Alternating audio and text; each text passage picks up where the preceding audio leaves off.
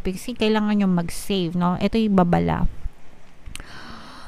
Cancer, na maaari kayong maka-experience ng pagsubok, challenge, and wag kayong matakot guys kasi normal lang naman na may pagsubok. Pero ito guys, parang pinaghahanda kayo, no? Lalo na pagdating sa pera, mag-save kayo kasi maaaring may mangyaring pagsubok na gagastos ka talaga ng pera. And yung iba sa inyo, baka magkautang-utang kayo, mga kapiksi, pag kailangan yung gumastos ng pera tas wala kayong madudukot. Kasi minsan ganun, no?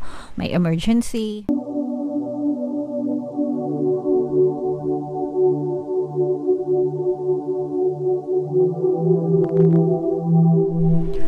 Hello guys, hello Cancer, welcome back to Pinoy Pixie Tarot.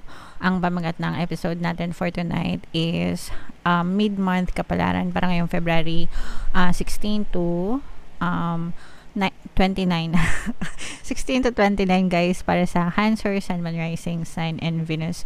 General reading lang guys, pwede mag-resonate, pwedeng hindi, combination ng positive and negative energy. So shuffle natin to guys, tingnan natin yung energy ng Cancer, hindi, yung ano pala, mga mensahe sa inyo ng inyong mga gabay. So meron tayong reflection, wow, and meron din tayong potential, okay, grabe, sobrang ganda, and meron din tayong source, oh wow, grabe. So na-excite ako kasi sobrang ganda. So itong reflection guys, no, probably this is the best time for you, especially kasi 'di ba, pasok na, no, pumasok na yung, by the time na okay tong reading na to, I mean kakapasok lang na Chinese New Year, 'di ba? So kumbaga parang bagong taon pa lang, although yeah, sa lunar calendar mga kapiksi. So this is the best time para mag-reflect kayo on your own wants and needs and desires sa buhay nyo, 'di ba? Kung ano yung gusto nyo mangyari, where were you, where do you want to go, where are you right now, 'di ba? Saan ka galing, nasan ka ngayon, saan mo gustong pumunta. So it's time for you to reflect on your wants and on your desires and make plans, no? Yun talaga yung gusto kong sabihin. Magplano kayo mga kapiksi, okay? Based dun sa kung ano gusto nyong ma-achieve sa buhay nyo. Ako, nagpaplano kasi talaga ako guys, and ever since na ginawa ko yun, dun ko talaga nakita, kumbaga monitor ko kung may progress ako sa buhay ko, kung nagkakaroon ako ng progress or nagiging stagnant ba, no? Kasi sometimes nagiging stagnant tayo. Pag sinabing nagiging stagnant guys, yung parang nai-stuck kayo, walang movement walang masyadong pag-unlad, walang masyadong pag-asenso, parang survival lang, no? Pasalamat lang na may sweldo, may income, pero it's not enough, no? Kumaga parang hindi mo siya masasabi na talagang umuudlad yung buhay mo. So parang you go with the flow, versus doon kapag nagplano ka, and makikita mo talaga kung nagkakaroon ka ng progress, ibig sabihin umuunlad talaga yung buhay mo. So I suggest gawin ngayon mga kapiksino, reflect on yourself, 'di ba? Kung ano yung tingin mo na makakabuti sa'yo, kung ano pa yung gusto mo, and there's nothing wrong with that guys. Okay lang na mag-desire tayo na umasenso at umunlad kasi it's our birthright, no? Karapatan natin yun, and at the same time deserve natin yan, okay? Deserve natin na i-claim sa universe kung ano yung para sa atin mga kapiksi, and lahat tayo deserve nating maging abundant sa buhay. So yan yung palagi nyong tatandaan guys, and ayan, no, malaking malaki pa yung potential nyo as long as nagpaplano talaga. Yun talaga guys, no, yung nagpaplano kayo, of course, nagdadasal kayo nagdadasal kayo, pasensya na sumabit yung boses ko, nagdadasal kayo, you take action and positive mental diet guys, you connect with the source through prayers and affirmations guys, no? Pag sinabing source, yan yung divine power, highest power of all mga kapiksi, di ba? We call it God, some call it Allah, some call it universe, some call it source, the source mga kapiksi. Sa channel natin, I usually call it universe, no? Kasi universal tayo dahil iba-iba tayo ng reliyon, iba-iba tayo ng tawag, paniniwala. Para generic lang, universe, I call it universe. Pero It's God, the powerful source of all. So we have to connect with the source through prayers and affirmations para ma-reach nyo yung highest potential nyo, mga kapiksi. Okay? You can tap into the power of the source para ma-reach nyo yung highest potential nyo sa buhay, guys. Okay? You cannot do it on your own, no? You cannot do it on your own. Hindi yan puro sarili mo lang. Kailangan niya ng higher power, mga kapiksi. And you tap into that higher source para ma-achieve niyo yung mga desires niyo. Okay? Alright. So, comment down below, Cancer, if naintindihan nyo. And if naka-resonate kayo dyan. So, dito naman, tingnan natin yung paparating sa inyo ngayong February 16 to 29. Shuffle natin to, guys, habang sinashuffle natin to. Panoorin nyo muna yung video natin regarding sa ating paano mag-manifest ng abundance video course. Kapiksi, sawa ka na ba sa mga struggles at hirap sa buhay mo? Masipag ka ba at masikap sa buhay ngunit hindi ka pa rin umaasenso? Ilang beses ka na bang nag-attempt magnegosyo at mag-invest pero palagi ka pa rin nalulugi? Sa pagkakataon na ito ay maaaring may subconscious beliefs ka na nagiging balakid sa iyong pag-unlad at pagyaman. Introducing, paano mag-manifest ng abundance video course.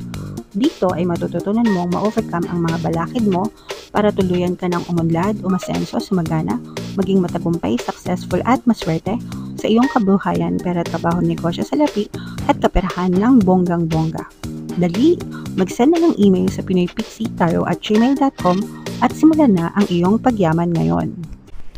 Alright, so sama-sama tayo magpayaman ngayon 2024 Cancer. Mag-avail na kayo ng course, guys, kasi sobrang ganda talaga niyan. And good news, mga kapiksi, dahil ngayong February, no, until 24, bilang ako'y Cancer, guys, ginamit ko din yung course na yan. Kaya ako nga nabuo yung course na yan kasi ako yung gumawa, no. Ganyan talaga yung ginawa ko. So, sinishare ko siya sa inyo, guys, para mag-manifest din kayo ng abundance, okay?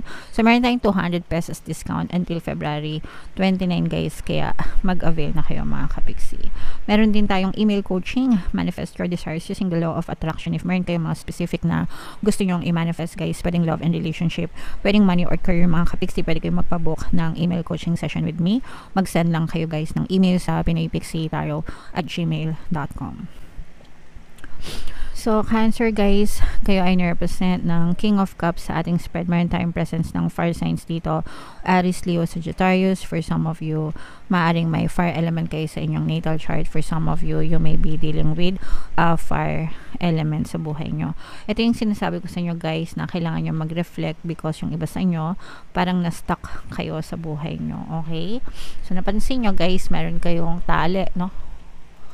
Ayan, may tali. So, tas ito yung energy ng abundance, mga kapiksi. So, kumbaga parang abot kamay nyo na siya, pero hindi nyo alam, nakabaliktad kayo, nakabaliktad, di ba?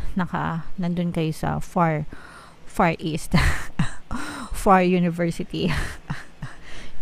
Nandun kayo sa malayo, no?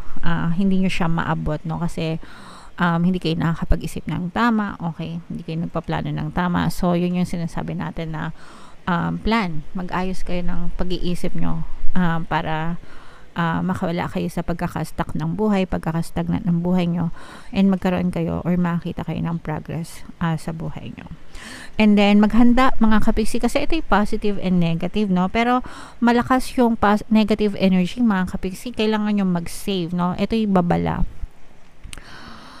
Cancer, na maaari kayong maka-experience ng pagsubok, challenge, and wag kayong matakot, guys, kasi normal lang naman na may pagsubok. Pero ito, guys, parang pinaghahanda kayo, no, lalo na pagdating sa pera. Mag-save kayo kasi maaaring may mangyaring pagsubok na gagastos ka talaga ng pera. And yung iba sa inyo, baka magkautang-utang kayo, mga kapiksi, pag kailangan yung gumastos ng pera tas wala kayong madudukot. Kasi minsan ganun, no?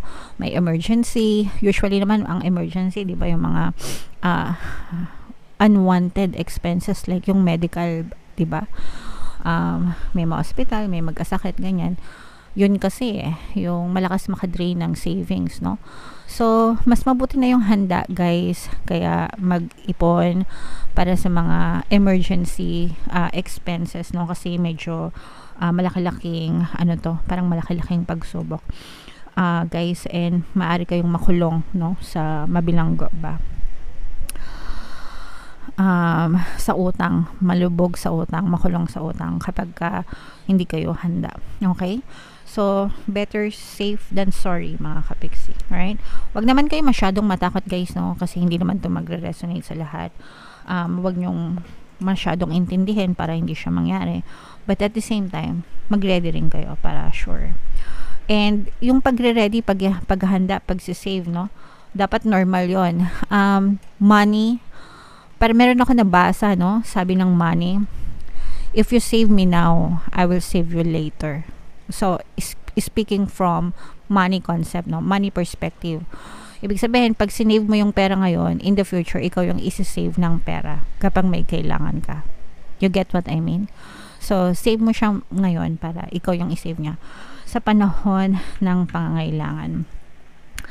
And meron din tayo dito, guys, meron kayong conflicting na decision, pagdidesisyonan, guys, talaga pagdating sa pera. So again, mag-ipon na kayo. Yung iba sa inyo, guys, ang nakikita naman natin dito is maaari kayong mag-resign sa trabaho. Kaya kayo pinag-iipon ng pera kasi pag kayo nag-resign, hindi nyo makukuha yung last pay nyo, diba? After 30 days, 60 days for some, bago nyo makuha. So, kailangan nyo ng pera na magagastos para may gastusin kayo habang nag-aantay kayo ng sahod dun sa susunod na trabaho nyo. So, yun yung nakikita natin dito. Baka mag-resign kayo, kaya kailangan nyo mag-save para meron kayong magastos dun sa susunod nyong trabaho, mga kapiksi. So, again, another reminder na mag-save ka pa rin. Importante pa rin na mag-save. Okay? Pero very progressive, no? Somehow, kung parang hindi naman kayo tumitigil sa pag-e-explore kung paano nyo pa mapapa-unload yung buhay nyo. So, yan naman yung very positive sa inyo, Cancer. Alright? And may mga blessings. Sorry, na-miss ko to. May mga blessings na kapalit naman itong mga sakripisyo nyo, guys. No? Kumbaga, at the end of the rain, di ba? There's a rainbow at the end of, there's a rainbow after the rain.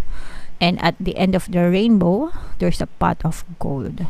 So, yes, may pagsubok kayo.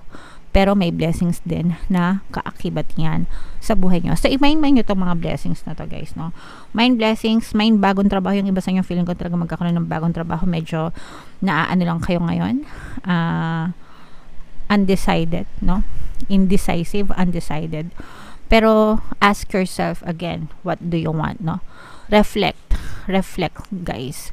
Ikaw yung magde-decide kung ano yung gusto mong mangyari sa buhay mo. Alright? Okay. So, comment down below, Cancer, if feeling nyo naka-resonate kayo dyan. Yung mga positive energy, guys, mga blessings, biyaya, pagpapala, i-mind yan sa comment section kasi para talaga sa inyo yan. And ito yung mga pampaswerte subliminal natin, mga kapiksi. Pakinggan nyo para talagang umasenso kayo. And ito naman yung ating success stories ng paano mag-manifest ng abundance video course. Click here to subscribe, guys, and click here to join our membership program. Thank you for liking, sharing, and subscribing. See you again next time. I love you all, guys. Have a nice day. Bye-bye.